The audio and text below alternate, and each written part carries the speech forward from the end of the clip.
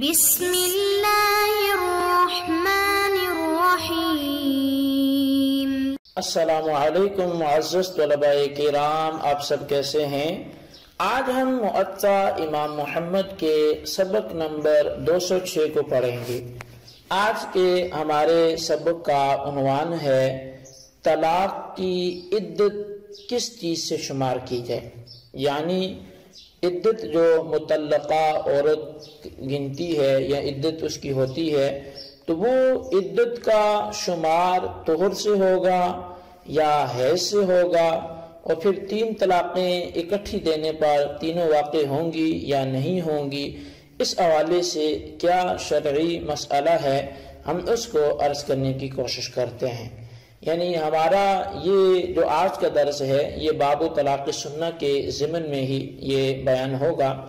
تو گزشتہ سبق میں ہم نے چونکہ طلاق کی 3 قسمیں سمجھی تھی، تو اب امام شافعی علیہ رحمہ اور احناف کے درمیان عدت کے حوالے سے جو اختلاف ہے کہ عدت کس اعتبار سے گنی جائے گی، تو حیض یا طہر کے اعتبار سے، تو اس کو ہم ذکر کرتے ہیں۔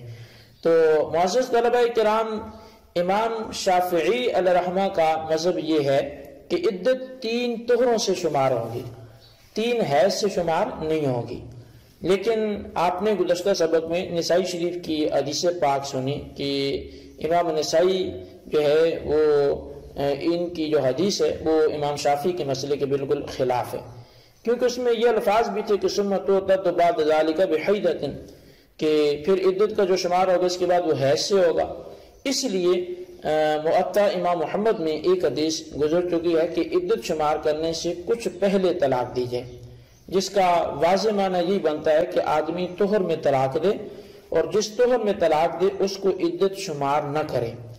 اب امام شافعی رحمۃ اللہ علیہ وہ پھر طہر کو کس لیے شمار کرتے ہیں اور طہر کے ذریعے عدت کا شمار کس لیے کرتے ہیں، اس کی ان کی اس حوالے سے 2 دلیلیں ہیں، میں دونوں عرض کرتا ہوں۔ ایک تو قرآن کریم کی اس آیت سے وہ استدلال کرتے ہیں فَطَلِّقُوهُنَّ لِعِدَّتِهِنَّ، کہ تم عورتوں کو عدت کے وقت طلاق دو، یعنی لعدتہن میں لام کو وہ وقت کے معنی میں لیتے ہیں، یعنی طلاق ایسے وقت دو کہ اسی وقت عدت شروع ہو جائے۔ گویا آپ کے نزدیک لعدتہن کا لام وہ کس کے لیے ہے؟ توقید کے لیے، اور وقت طلاق چونکہ طہر ہوتا ہے لہٰذا طہر ہی وقت طلاق بھی ہے اور طہر ہی وقت عدت بھی ہوا۔ تو احناف کے حوالے سے اب اس دلیل کا پہلے میں جواب دے دوں، اس کے بعد پھر امام شافعی کی دوسری دلیل اور اس کا بھی جواب عرض کروں گا۔ تو احناف اس کے جواب میں یہ کہتے ہیں کہ یہ لام وقت کے لیے ہے ہی نہیں، بلکہ یہ تو امکان احصاء کے لیے ہے، جیسا کہ اس کی تشریح مولا جیون علیہ رحمہ نے نور الانوار میں بھی فرمائی ہے۔ اس کا مطلب یہ ہے کہ عورتوں کو طلاق دو اس حیثیت سے کہ ان کی عدت کا شمار کرنا ممکن ہو، یعنی طہر میں طلاق دو اور عدت حیض سے شمار کرو، تاکہ ثلاثۃ قروء میں لفظ ثلاثہ جو خاص ہے اس پر عمل ہو سکے۔ یعنی اب اسی زمن میں وہ بات بھی جو دوسری دلیل ہے امام شافعی کی وہ شروع ہوگی۔ قرآن کریم میں سورہ بقرہ میں جو اللہ تبارک و تعالی نے عورتوں کی عدت کا ذکر فرمایا تو فرمایا یتربصن بانفسہن ثلاثۃ قروء، کہ یہ مطلقات جو ہیں اپنی جانوں کو اپنے شوہروں کے گھر میں 3 قروء تک روکے رکھیں۔ اچھا، اب یہ جو لفظ قروء ہے تو اس سے مراد کیا ہے؟ امام شافعی علیہ رحمہ اس سے مراد طہر لیتے ہیں، جبکہ احناف اس سے مراد حیض لیتے ہیں۔ امام شافعی علیہ رحمہ کی دلیل یہ ہے کہ اصل میں قروء سے مراد طہر اس لیے ہے کہ ثلاثہ چونکہ مؤنث ہے، اور نحوی قانون اور قاعدہ یہ ہے کہ 3 سے لے کر 10 تک کی جو اسماء عدد کی تمyiز ہے، معدود ہے، وہ خلاف قیاس آتا ہے۔ تو اب ثلاثہ کا کیونکہ یہ لفظ تانیث کے ساتھ آیا ہے، تو اس کا مطلب یہ ہے کہ قانون یہ کہتا ہے کہ اب جو اس کے آگے معدود ہوگا قروء تو وہ مؤنث نہیں ہونا چاہیے بلکہ اسے مذکر ہونا چاہیے، تب خلاف قیاس ہوگا۔ تو اب اگر ہم قروء کے معنی میں جو کہ اشتراک ہے قروء کے معنی میں حیض اور طہر کے درمیان، تو اگر ہم یہاں پر حیض مراد لیتے ہیں، امام شافعی کہتے ہیں کہ اگر ہم حیض مراد لیتے ہیں تو حیض بھی مؤنث لفظ ہے، تو پھر ثلاثۃ قروء میں خلاف قیاس جو ہے وہ جو آنا تھا معدود کو اس پہ عمل نہیں ہوگا اور نحوی قاعدے کا خلاف لازم آئے گا۔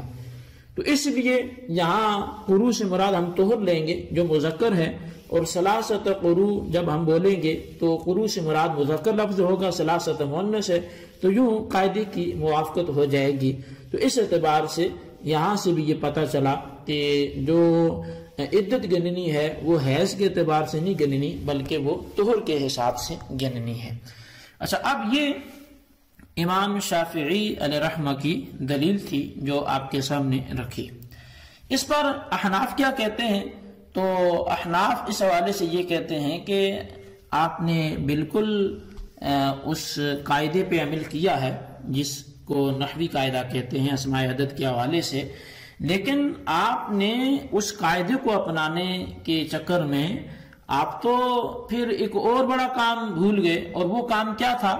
وہ کام یہ تھا کہ کتاب اللہ کے اندر جو خاص ہوتا ہے اس پہ عمل کرنا واجب ہوتا ہے، اور اگر خاص کے مقابلے میں کوئی خبر واحد آتی ہے یا قیاس آتا ہے، کوئی قاعدہ آتا ہے، تو اولاً احناف کا مذہب یہ ہے کہ اس قاعدے، اس خبر واحد اور اس کتاب اللہ کے خاص میں آپس میں تطبیق دی جائے گی۔ اگر دونوں پہ عمل کرنا ممکن ہے تو یعمل بہما، دونوں پہ عمل کیا جائے گا، وَإِلَّا فَتُرِكَ الْقِيَاسُ أَوِ الْخَبْرُ الْوَاحِدِ وَيُعْمَلُ بِالْخَاصِ، کہ ورنہ پھر کیا کیا جائے گا؟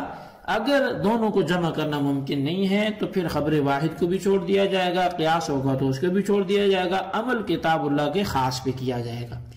تو اب امام شافعی صاحب آپ یہاں پہ یہ دیکھیں کہ ثلاثۃ قروء میں جہاں آپ کو ثلاثۃ قروء میں نحوی قاعدے کا پاس رکھنا وہ سمجھ میں آ رہا ہے، وہاں لفظ ثلاثہ جو خاص عدد معلوم پہ دلالت کرتا ہے اس پر عمل کرنا بھی لازم ہونا سمجھ میں آنا چاہیے۔ ثلاثہ کا مطلب ہے تین، تین کا مطلب پونے تین نہیں، تین کا مطلب سوا تین نہیں، تین کا مطلب چار یا دو نہیں، تین کا مطلب ایک معلوم عدد ہے، وہ تین ہی ہے۔ اب اگر طہر مراد لیا جائے تو اس خاص پہ عمل نہیں ہو رہا۔ اچھا، طہر مراد لینے کی صورت میں خاص پہ عمل کیسے نہیں ہوتا؟ میں آپ کو مثال دیتا ہوں۔ جس مرد نے عورت کو طہر میں طلاق دی، اب وہ طہر جس میں طلاق دی گئی تھی، ظاہر ہے اس کو کچھ ایسا گزر چکا، کچھ ایسا بھی باقی ہے۔ ایک طہر تو یہ ہو گیا عدت کا جو انکمپلیٹ ہے، جو نامکمل ہے، کچھ ایسا گزر چکا، کچھ باقی ہے۔ دوسرا طہر وہ ہوگا جو آنے والا ہے، تیسرا طہر جو اس کے بعد آئے گا۔ تو جو تین طہر پہ عمل نہیں ہوگا بلکہ دو پورے ہیں اور ایک جس میں طلاق واقع ہوئی، یہ کچھ گزر چکا ہونے کی وجہ سے یہ آدھا طہر ہے۔ تو یوں لفظ ثلاثہ پہ عمل تو نہ ہوا، تین طہر تو عدت نہ بنے۔ وہ فرماتا ہے ثلاثۃ قروء، اور یہاں تین پوری نہیں ہو رہے تو خاص پہ عمل نہیں ہو رہا۔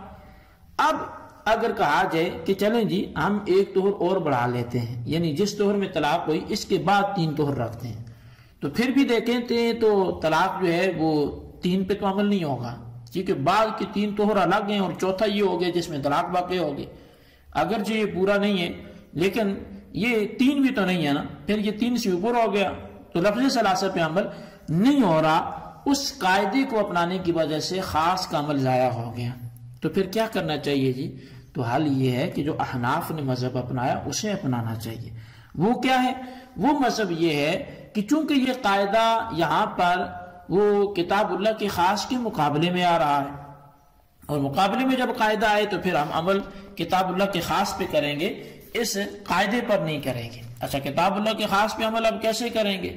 کتاب اللہ کے خاص پہ اب عمل ایسے ہم کریں گے کہ یہ قروء سے مراد حیض ہوگا۔